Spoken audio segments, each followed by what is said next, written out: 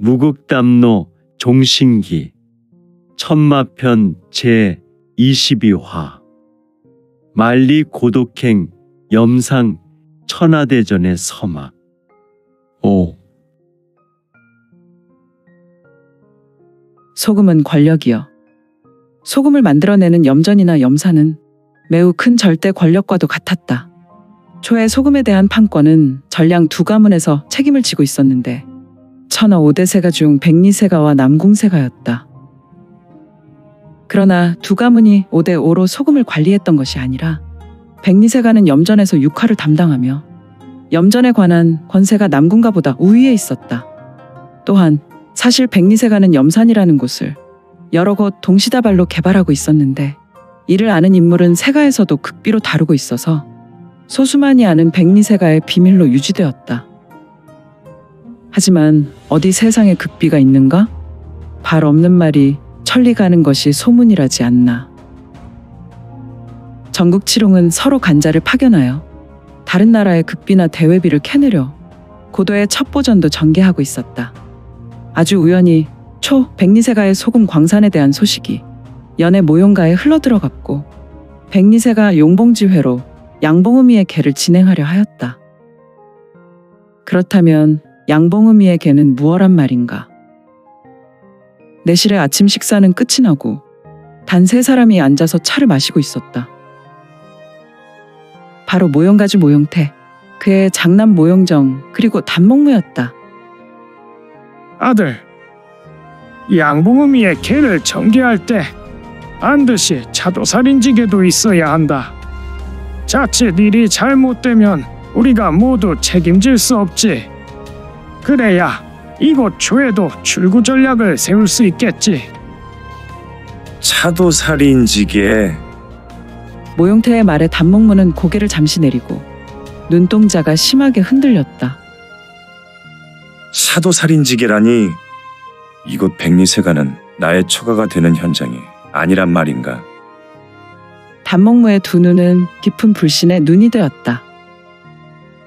단공자 고개를 드시오. 네. 지금 단공자는 우리 모용가의 절대 비밀을 듣고 있는 것이오. 무슨 말씀을 하시는 것인지요? 저는 무지몽매하여 지금 가주님의 말씀을 이해할 수가 없습니다. 그렇지. 공자가 지금 이해하기 어려울 것이오. 정아, 공자에게 이번 일을 설명해 주어라. 네, 아버님. 모용태는 근엄한 얼굴이었고 이것이 바로 가주의 위험일까? 아무튼 모용태의 명령에 모용정은 미소를 짓고 입을 열었다. 무동생, 잘 들어야 해. 이번 일은 매우 중요하거든. 모용정의 말에 단목무는 조금 긴장이 되었는지 모용태를 따라 본인 앞에 놓인 잔을 들어 차를 한 모금 마셨다. 후루룩 꿀꺽. 후후후후. 그렇게 긴장할 필요는 없어. 네, 형님. 지금 이곳은 전국 칠흥의 대리전이 벌어지고 있는 현장이지. 단순하게 사냥이나 하고 서로 협력을 위해 모임은 아니지. 대리전이요? 소금은 전국 칠흥에서 매우 중요한 자원이야. 동생, 만약에 연해의 소금값이 오르거나 내리거나 소금이 공급되지 않는다면 어떤 일이 벌어질까? 그야 백성이 난을 일으키지 않겠습니까? 바로 그거야.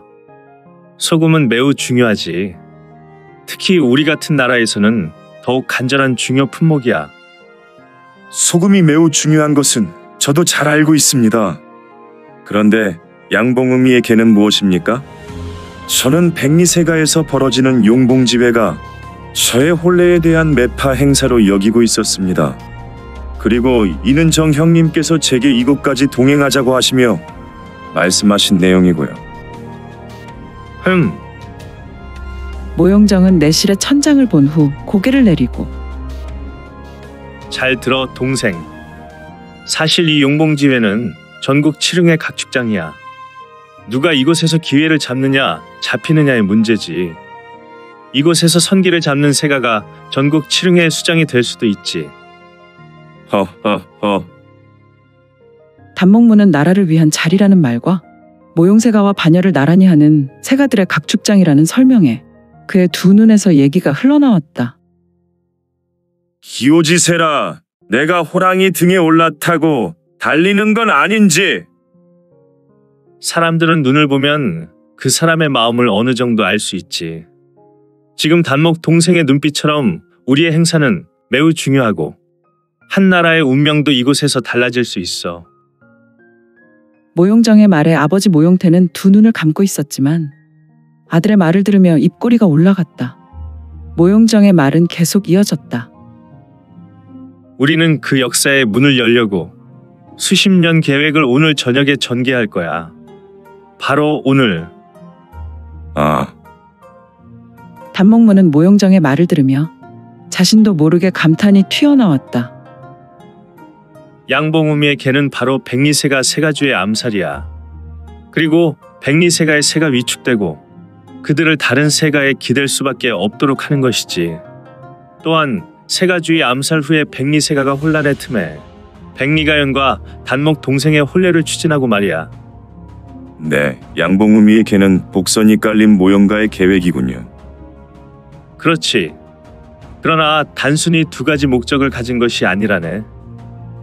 네, 종전 말했지만 사실 우리는 백리세가, 즉 초가 가진 권력을 나누어 가지려는 것이네. 무슨 권력을 말입니까? 염전, 바로 소금이 가진 무한 권력 말이야. 우리는 백리세가를 통해 독점적 소금을 공급받는 것이지. 그것은 단목세가를 중심으로 우리 연이 가질 무한 공능과도 같은 것으로 생각하면 좋겠다. 아, 알겠습니다. 잘 알겠습니다. 가연을 아내로 드릴 수 있다면 우리 단목가는 모용세가에 영원토록 충성하겠습니다. 그리고 처가에서 관리하는 소금은 우리 연에 무한 공급하게 될 것입니다. 흐흐흐흐. 되었다. 정아, 단목문은 단순한 것인가? 그는 이미 백리가연과 혼례를 하였고 본인의 처가에서 관리하는 소금을 자기가 좌지우지할 수 있는 것으로 말했고 모용태는 이를 들으며 매우 음흉한 웃음을 흘리며 나섰다.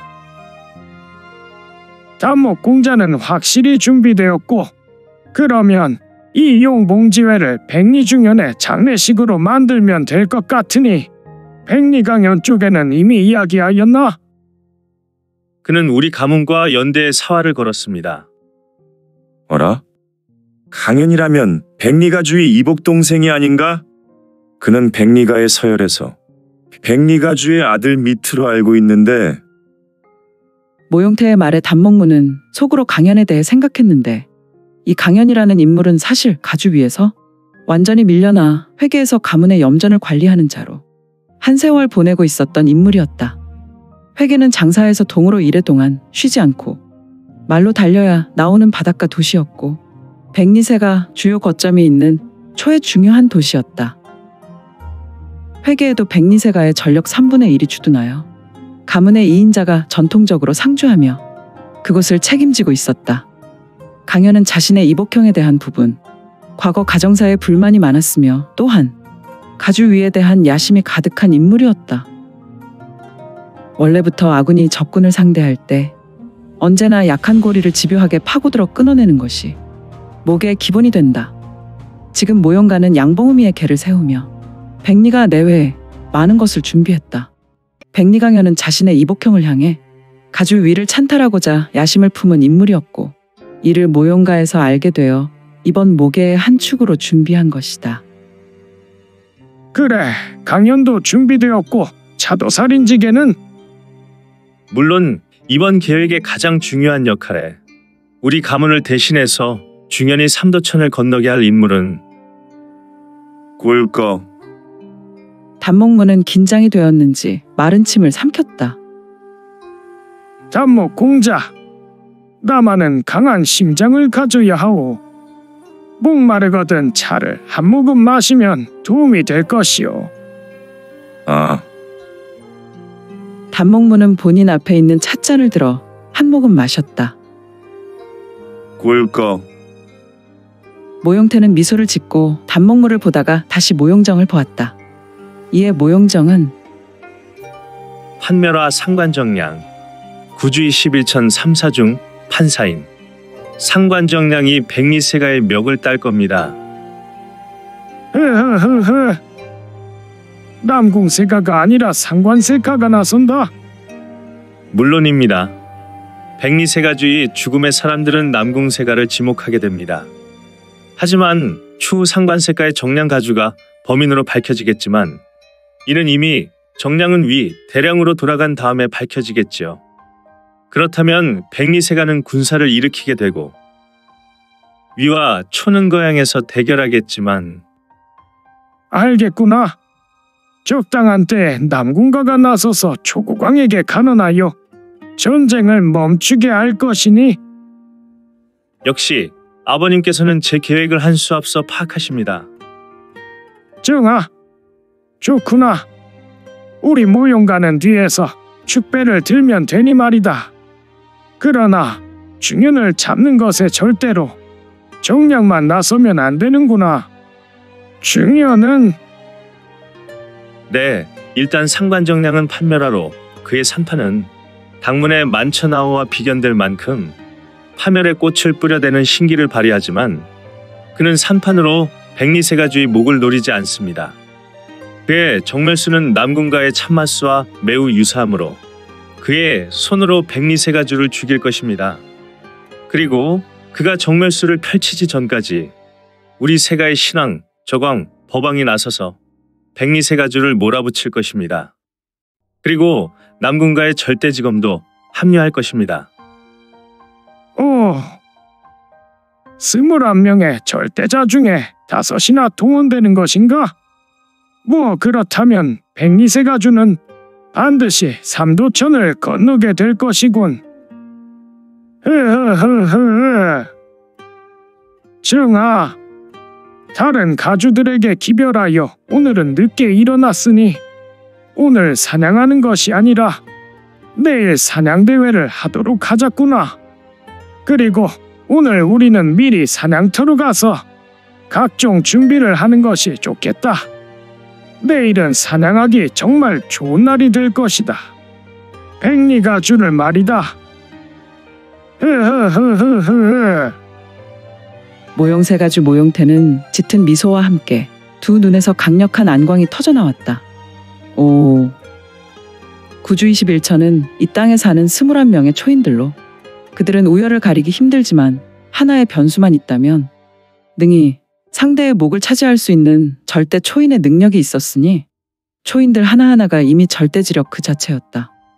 지금 모용태 또한 한 명의 절대자로 숨막힐 기세가 뿜어져 나와 내실을 가득 메우고 있었으며 용봉지회 사냥대회 당일 축시 만천장원에는 가랑비가 내리고 있었다. 비는 소리 없이 날렸고 마치 안개와도 같이 날렸다. 고요히 날리는 가랑비가 장원 구석구석을 적시고 있었으니 저벅, 저벅, 저벅. 검은 신형이 장원수풀에서 천천히 걸어 나왔고 허허, 이 만천장원, 이 야심한 밤 정원에 걸어 나온 이 수상한 자가 누구란 말인가. 저벅, 저벅, 저벅, 쳐. 이 흑의 인형은 반드시 젊은 남자였다. 그는 이상한 지팡이 같은 막대를 어깨에 걸쳐 매고 씩씩하게 걷고는 소축 앞 마당에 머물러 섰다. 그리고 그는 두 눈을 감고 소축을 살피는 듯하였다. 두 눈을 감고 무엇을 하는 것인지. 허허, 정말 신기하게도 날리는 가랑비는 이 검은 신형에 접근하지 못하였으며 그는 아무래도 강력한 내기를 뿜어내고 있었는데 호신강기로 물기를 밀어내는 것인가. 그는 분명히 강력한 내가고수였던 것 같았다. 이 흑의 인형은 큰 숨을 몰아쉬었다. 후유. 허허, 녀석 미친 건가? 내가 분명히 다시 본다고 했는데 긴장이라고는 일도 하지 않는다니. 이런 녀석이 연을 지키는 다섯기둥이라는 단목가의 후손이란 말인가. 내게 공력을 빼앗기는 것도 모르니 당연히 멍청한 녀석이라고 생각했지만 이 정도로 망가진 녀석이라고 생각지 않았는데 이 녀석을 호원평야 막사에서 처음 봤을 때는 제법 기품도 있고 뛰어난 무공도 가지고 있어서 호감도 갔었지만 내가 공력이 심오해져서 그런가? 아니면 무극담로를 경험해서 그런가? 녀석이 형편없게 보이니 말이야. 아, 바로 류지혁이었다. 그런데 그는 지팡이와 같은 것을 어깨에 메고 걸었으나 그는 절대로 절뚝거리지 않았다. 장사 백리세가에서는 절뚝거리며 걸었기 때문에 몸이 아주 불편해 보였는데 지금 류지혁은 천하굴림보의 걸음이지 않는가. 지혁의 일보의 지독한 살기가 주변으로 묻어나고 있었다. 그리고 그는 본인 앞에 있는 소축 안을 내기로 살폈던 것 같았다. 이놈, 앞으로 5일 남았다. 지난번에 나는 내 녀석에게 처맞으며 이 알의 공력을 가져왔구나. 하지만 나는 오늘 내 녀석의 공력 중에 다시 이 알을 가지고 올 것이다. 그리고 다시 사흘간 내 놈의 모든 공력을 가지고 오며 난 내 놈에게 곽창군의 형제가 왜 배신을 당했는지 그리고 나의 동료였던 군노들이 희생되었는지 알아야겠다. 후후후후. 뿌드득. 지혁은 입을 다물고 심하게 이를 갈았다. 그리고 그의 얼굴은 알 수 없는 분노로 얼굴이 심하게 실룩거렸다. 슬슬 시작해볼까? 후후후후후후. 저벅. 허허, 류지혁은 기존의 팔보간선보다 좀 더 진보한 밀보를 전개했다. 오, 그의 신형을 보라. 이는 분명히 도깨비의 불과도 같이 띄엄띄엄 신형이 사라졌다 나타났다 반복하며 걸어가는 것이 아닌가. 마치 공간을 순간 이동하는 것처럼 말이다. 아무튼 한동안 걸었던 류지혁은 순식간에 사라졌는데 그는 아마도 소축 안으로 들어가는 것 같았으며 반각의 시간이 흐른 뒤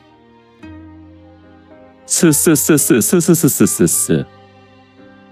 흑의 인형, 바로 류지혁은 어깨에 무언가를 메고 우수의 지팡이 같은 것을 들고는 신비롭게 나타났다.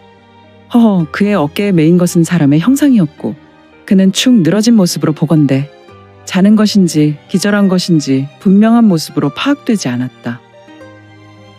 후후후후. 녀석. 수혈을 짚어서 그런지 세상 모르고 자는군.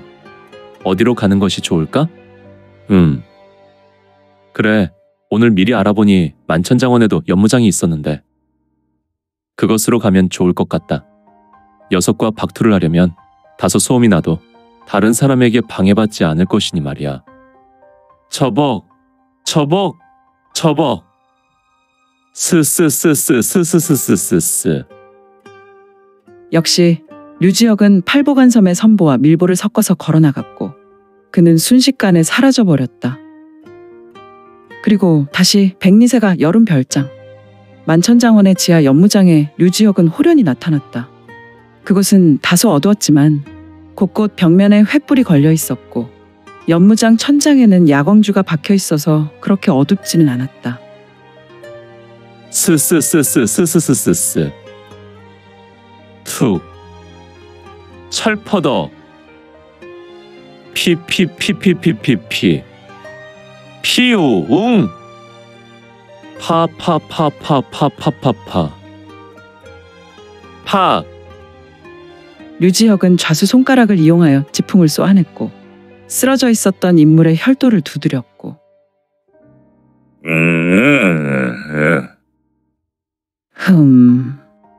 단목무였다.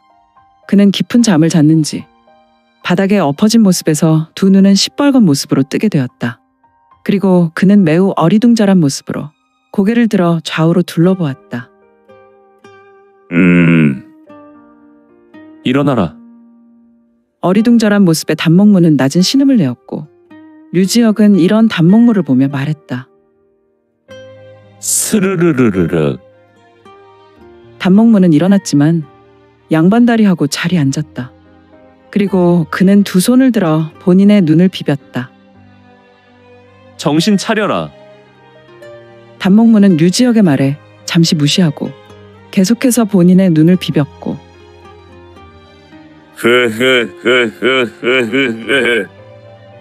또 내 놈이냐?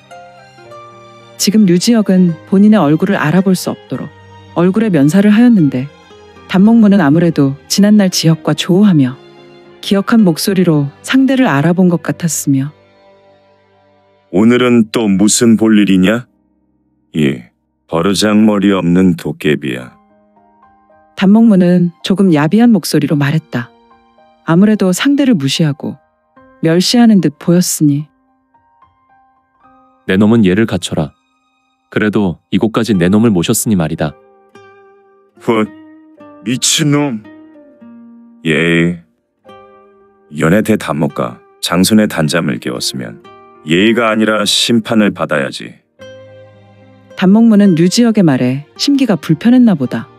자리에서 일어나며 난 말이야, 세상에서 제일 싫은 사람이 나의 단잠을 깨우는 것이지. 그것은 나의 부모님이라도 나의 단잠을 깨웠을 경우 분노를 참지 못했거든. 그러니 집안에서든 어른이나 아이나 나의 단잠을 절대로 깨우지 않는다. 스스스스스스스스스. 그러니 이것이나 처먹어라. 하천의 곤 전파대라곤. 아, 단목무의 절기 금왕공의 파상권이었다. 비록 권천의 팔무팔천신행 파상권과 비교하면 위력은 많이 떨어지지만 능히 부여산 화강석을 가루로 만들 출수였으니. 하지만 류지혁은 간단하게 지팡이로 단목무의 일권을 애들 장난처럼 쳐냈고 팍! 이런 팔부팔약 금황철권.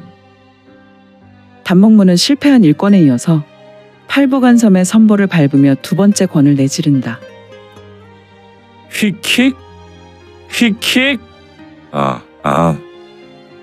류지혁은 날아오는 단목무의 출수의 퇴보로 두 걸음 밟으며 다시 간단하게 지팡이를 교차로 회전하고 여러 주먹을 무기력하게 만들었다. 그것도 너무도 간단하게 말이다. 이에 단목무는 지혁의 지팡이에 쌍수 팔뚝을 쳐맞고 고통의 신음을 내며 팔보간섬의 유보를 전개하며 뒤로 물러났다. 제길, 저놈이 들고 있는 저 지팡이 같은 막대기는 뭐란 말인가? 나의 파상권의 능이 부러지거나 박살이 나서 비산하는 것이 당연하건만. 단목무는 자신의 무공 앞에 지혁의 지팡이가 부러지지 않을 뿐 아니라 자신의 양팔에 큰 고통을 주어 그는 속으로 경악을 금할 수 없었다. 후후후후후후. 아직은 아니다. 나는 내 놈에게 몇 가지 물어볼 것이 있구나. 그런 후에 박투를 전개해도 늦지 않을 것이다. 지혁은 매우 여유로운 음성으로 말했다. 이놈은 정말 도깨비 같은 놈이구나. 어떻게 나의 팔보간섬을 간파하고 나의 출수를 이렇게 간단하게 막을 수가 있더란 말인가. 하늘 21개의 보좌에 앉은 사람 중 상자에 속한 권천의 보법을 말이야. 내가 나의 선사보다 수준이 떨어진다고 하나. 권천의 절기는 오직 다른 21명의 절대자나 상대할 수 있는 것인데. 단목무는 류지혁이 자신의 출수를 간단하게 막아내는 것 또한 기막힐 지경이었다. 그런데 내 놈이 나에게 궁금한 것이 있는 것 같은데, 그러면 나도 내 놈에게 궁금한 것이 있다. 내가 묻는 것에 대답하면 나도 내 놈의 대답에 따라 하나씩 궁금한 사항을 주고받는 것이 어떠냐? 후후후후. 좋은 제안이군. 그러면 내가 순서는 내가 우선이구나. 내가 내 놈을 초청한 것이니 말이다. 단목무는 지혁의 말에 뽀로통한 표정을 지었다. 내 놈 맘대로 하든지. 호원평야, 쟤와 대결해서 결과를 알고 싶구나? 어라? 이놈 봐라. 지혁의 물음에 단목무는 매우 기이한 표정을 지었다. 상대의 정체를 모르는 와중 상대가 호원평야, 재와의 대결에 대한 부분을 물으리라는 것을 단목문은 전혀 예측할 수 없었으니 말이다. 그는 지역의 물음에 잠시 침묵했고 고요한 가운데 시간이 흐르며 이 어두운 연무장에서 단목무의 표정은 시시각각으로 묘한 표정이 되어 굳어갔고 벽면 횃불들은 바람이 없음에도 심하게 요동하였으며 오늘 준비한 내용은 여기까지이고요. 무극담로 종신기 천마편 계속 성원 부탁드릴게요. 또한 구독, 좋아요는 본 작가의 지필에 큰 힘이 됩니다. 그럼 오늘도 최고로 멋진 하루 되세요.